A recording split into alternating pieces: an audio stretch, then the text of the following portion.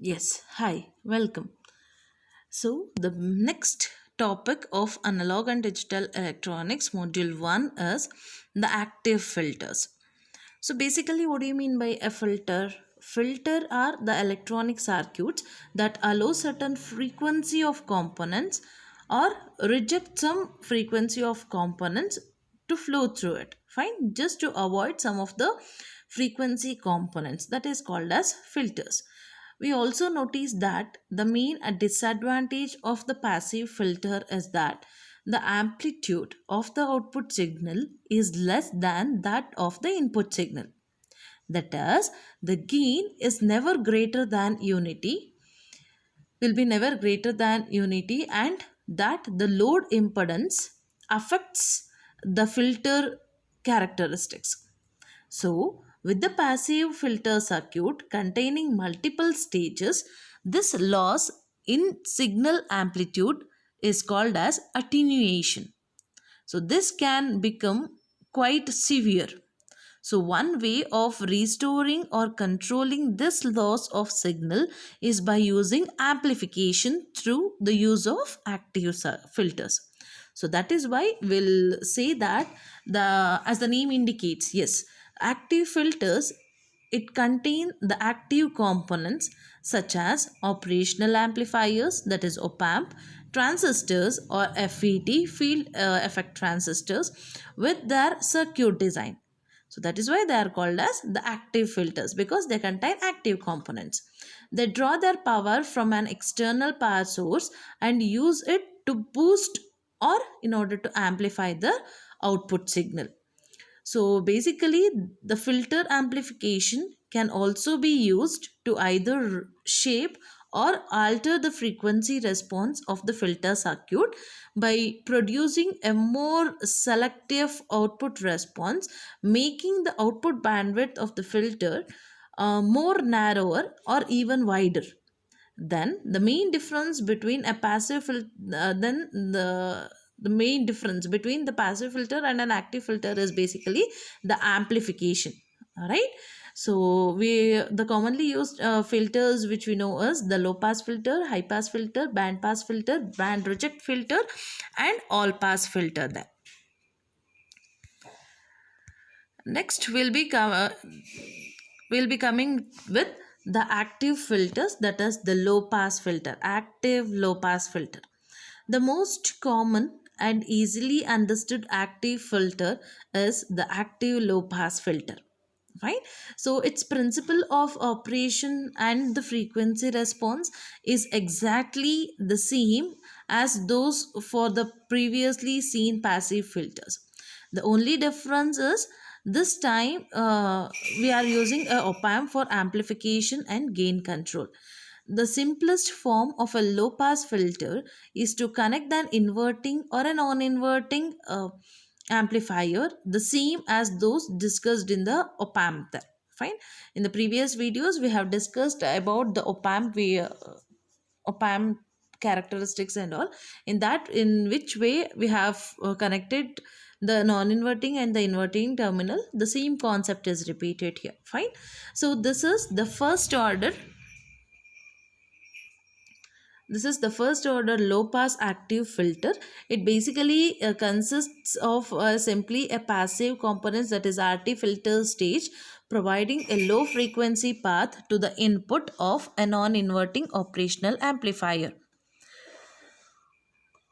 The amplifier is configured as a voltage follower or basically a buffer, giving it a DC gain of 1, that is AV is equal to plus 1 or unity gain, as opposed to the previous passive RC filter which has a DC gain of less than unity. Next, we'll go with an active high pass filter.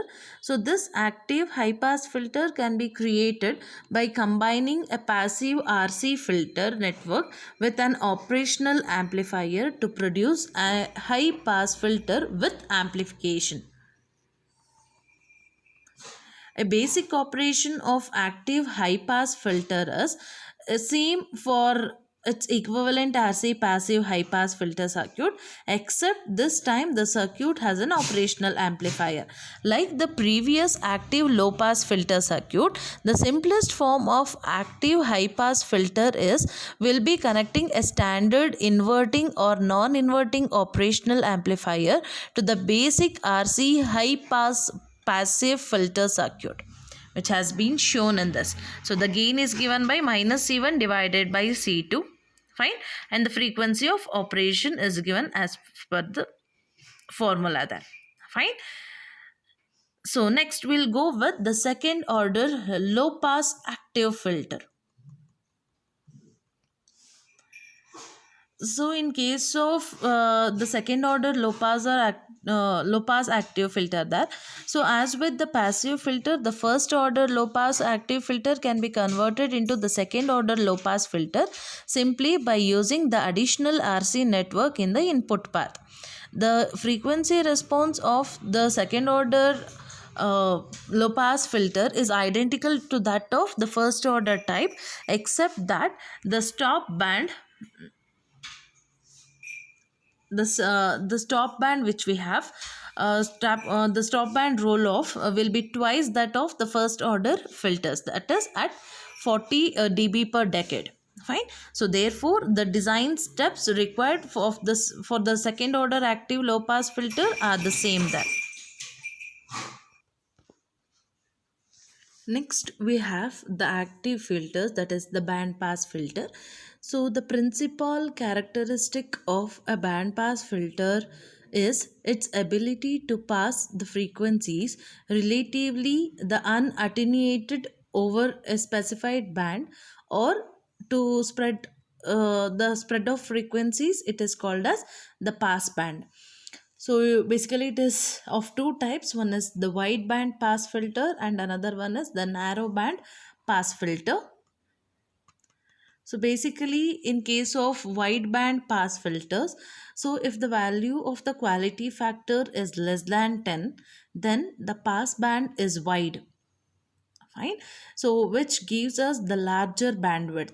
This band pass filter is called as the wide band pass filter. So in this filter, the high cutoff frequency must be greater than the lower cutoff frequency. So it basically uses two amplifying elements, that is op amps, in the design. Whereas in case of narrow band pass filter, if the value of the quality factor is greater than 10, then the pass band is narrow and the bandwidth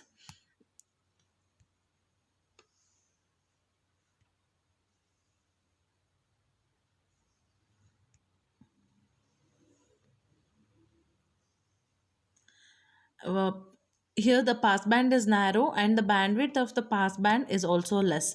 So this band pass filter is called as the narrow band pass filter. So it uses only one active component, that is the op amp, rather than two, and this op amp is in the inverting configuration. So in this filter the gain of the op amp is maximum at the center frequency. Yes, not okay. Next, we have the next type of filter, which is a band reject or band stop or a notch filter. So a band stop filter is also known as the notch filter, or because it blocks and rejects the frequencies that lie between its two cutoff frequency, which points cutoff frequency passes all those frequency either side of this range. The band stop filter is another type of frequency selective circuit, so that functions in exactly the opposite way or to the band pass filter we looked at before. The band stop filter, also known as the band reject filter, passes all the frequency with the exception of those within a specified stop band which are greatly attenuated. If this stop band is very much narrow and highly attenuated over a few hertz, then the band stop filter is more commonly referred to as a notch filter. After that, we'll go with the all pass filter. So, all pass filter is that which passes all the frequency components of the input signal without any attenuation, but it provides a predictable phase shift for different frequencies of the input signals.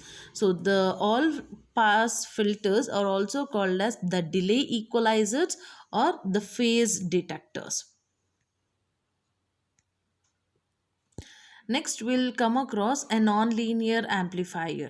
So, basically, an amplifier in which a change in input does not produce a proportional change in output is called as the non-linear amplifier.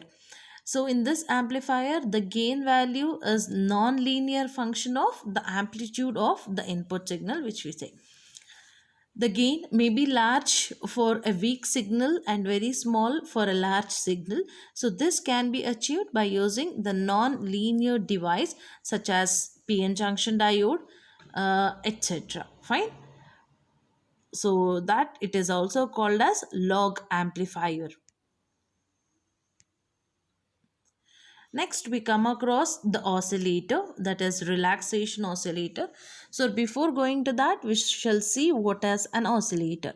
So, an oscillator is a circuit designed to output a repetitive signal over and over again based on a certain frequency. That means, so these are oscillators are often used for the devices such as the switching regulators and making sure your PC or PC's CPU operates correctly there. So some of the waveforms of an oscillator includes square wave, sine wave, sawtooth wave, triangular wave, etc. So today's relaxation oscillator will have whatever the oscillator circuit which I have considered is giving an output of a square wave there with a pulse duration of 50%. So basically, a op-amp relaxation oscillator is comprised of two parts. One is the switch trigger and the RC circuit. That is, you can see that R and C circuit there. Fine. So when the circuit is powered, it charges the capacitor in the RC network. Keep in mind that whatever the voltage which appears at the capacitor will appear at the non-inverting pin of the op-amp, that is pin 3, and the Smith trigger R1 and R2 determines when the output will swing from high to low or low to high. In other words, we can say that the Smith trigger determines when the capacitor will start charging or discharging there. Thank you.